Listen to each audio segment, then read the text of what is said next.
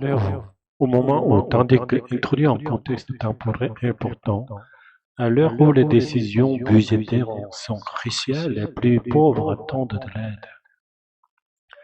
Faire des sacrifices, renoncer à certains avantages de confort, souvent pour une cause plus grande.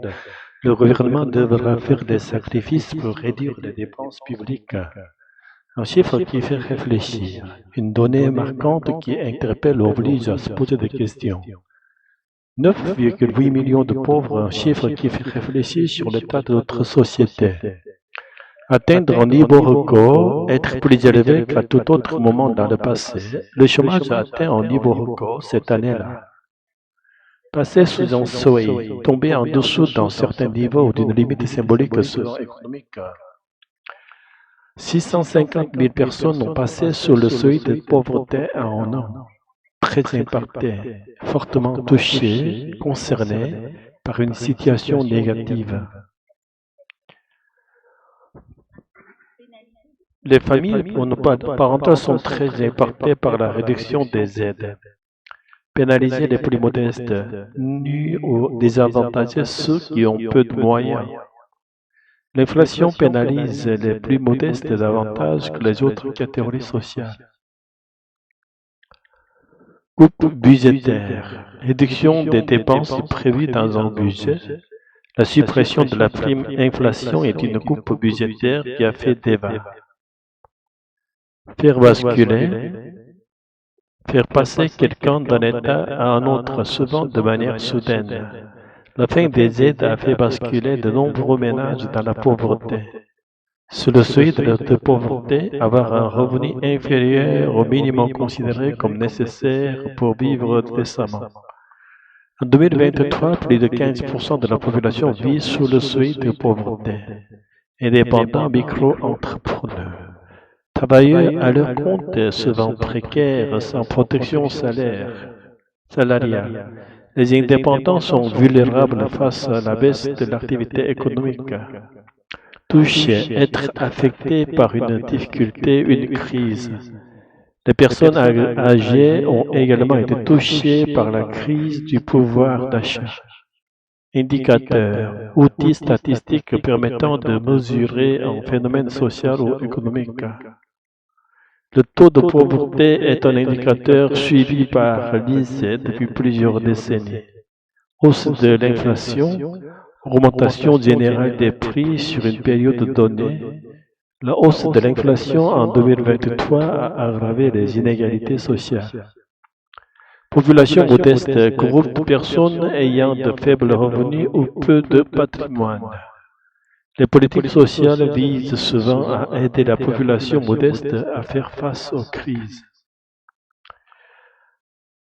À l'heure où le gouvernement va devoir choisir qui devra faire des sacrifices, en chiffres le faudra peut-être réfléchir. Celui du taux de pauvreté en France, qui n'a jamais été aussi élevé depuis que l'indicateur existe. Les précisions de Jean-Paul Chapelle dans le 20h du mardi 8 juillet. Le taux de pauvreté qui n'a jamais été aussi élevé depuis que l'indicateur existe. Le taux de pauvreté a atteint un niveau record depuis 30 ans.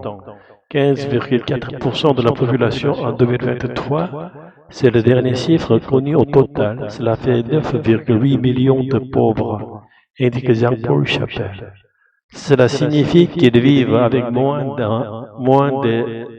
1288 € par mois pour une personne seule et pour un couple, c'est 1932 €.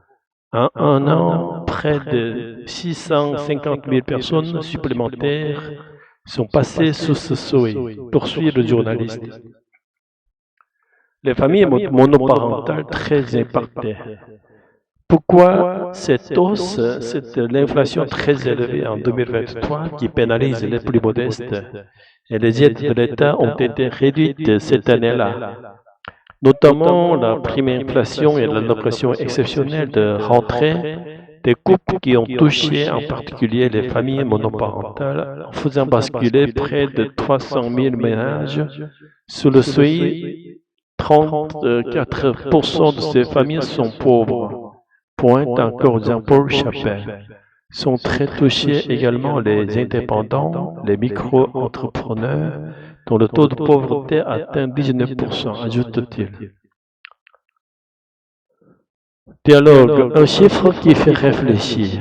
Tu as vu les infos hier soir, le taux de pauvreté atteint un niveau record, ça fait froid dans le dos. Oui, 15,4% de la population, un chiffre qui fait réfléchir, franchement. On parle de près de 10 millions de personnes. Et encore, ce sont les chiffres officiels. En réalité, il y a sûrement encore plus de gens qui vivent sous le seuil de pauvreté, mais qui ne le déclarent pas, qu'on ne voit pas dans les statistiques. C'est clair. Et ce qui m'a choqué, c'est que les familles monoparentales sont très impactées. Ils ont dit que 34% d'entre elles sont pauvres. C'est énorme. Oui, et apparemment, c'est la hausse de l'inflation qui a pénalisé les plus modestes, surtout en 2023. Et en plus, les aides ont été réduites cette année-là. Tu parles de la coupe budgétaire sur la prime inflation et l'allocation de rentrée?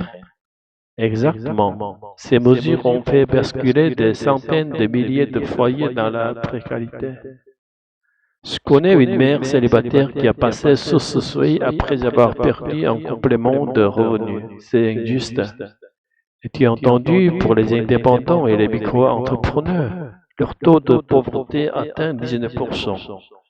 Oui, parce qu'ils n'ont pas les mêmes filets de sécurité que les salariés. En cas de baisse d'activité, ils sont directement touchés. Et à l'heure où le gouvernement parle de faire des sacrifices, j'espère qu'ils vont penser à ces chiffres. Moi aussi, sinon c'est toute la population modeste qui risque de sombrer un peu plus. Le problème de pauvreté en France, un phénomène en hausse. Les causes principales. Les catégories les plus touchées et les conséquences des pistes de solutions. La France est un pays riche et c'est la 7e économie mondiale. Elle produit beaucoup de richesses, PIB élevé, elle a un système social développé, sécurité sociale, retraite, aides diverses. Pourtant, près de 10 millions de personnes vivent sous le seuil de pauvreté. Le vrai problème, l'écart entre riches et pauvres. Le revenu moyen augmente, mais les plus riches captent une part toujours plus grande. Les hauts patrimoines explosent. Les 10% les plus riches détiennent plus de la moitié du patrimoine national. En parallèle, les bas revenus stagnent ou diminuent avec l'inflation. Autrement dit, la richesse existe, mais elle est mal répartie. Ce que disent les chiffres, les inégalités de revenus sont en partie corrigées par les impôts et les aides sociales, mais sans cela, les inégalités seraient bien pires. En 2023, malgré les aides, les 10% les plus riches gagnaient 3,5 fois plus que les 10% les plus pauvres, après redistribution. Pourquoi cet écart pose problème? Cela crée des tensions sociales et un sentiment d'injustice.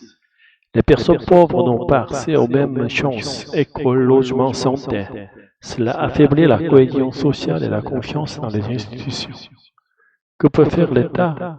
Renforcer la redistribution, impôts progressifs, aides plus ciblées, favoriser l'égalité des chances, école, logement, emploi, lutter contre la fraude fiscale et l'évasion des grandes fortunes, mieux encadrer les très hauts revenus et les profits excessifs. Oui, le problème de la pauvreté en France est lié à l'inégalité. Ce n'est pas un manque de ressources, mais un déséquilibre dans leur répartition. Un peu peut être riche, mais si cette richesse n'est pas partagée, la pauvreté persiste et même augmente.